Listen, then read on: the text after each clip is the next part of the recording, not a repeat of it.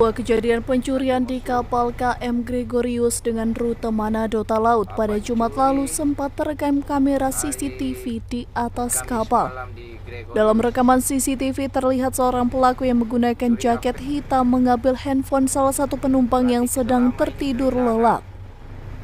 Penumpang meminta pihak berwajib mengusut tuntas kasus pencurian ini.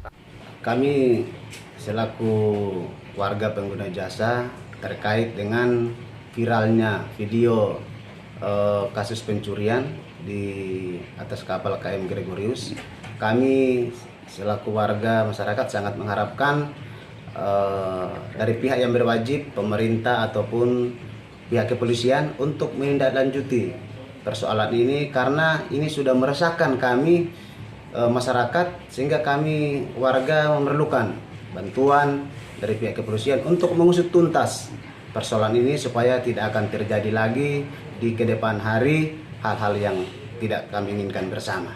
Sementara itu, Kapten kapal KM Gregorius meminta penumpang untuk mengawasi barang-barang bawaannya karena di kapal marak pencurian. Mengklarifikasi tentang video pencurian HP di KM Gregorius, saya sebagai nakoda menghimbau kepada seluruh pengguna jasa KM Gregorius dan juga pengguna jasa kapal-kapal lain untuk lebih berhati-hati, karena beberapa hari ini terjadi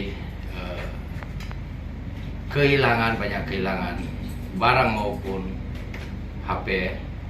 Maka dengan itu kami lebih menghimbau kepada para penumpang sekalian agar tetap menjaga barang-barang Anda, karena melalui rekaman CCTV yang ada di KM Gregorius terbukti ada orang luar yang sengaja menyusup menjadi penumpang tetapi dengan tujuan mencuri barang Anda.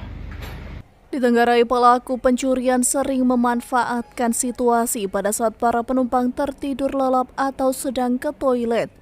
Warga berharap pencurian di transportasi laut tidak terulang lagi. Rizky Warkiran melaporkan untuk Kawanua TV.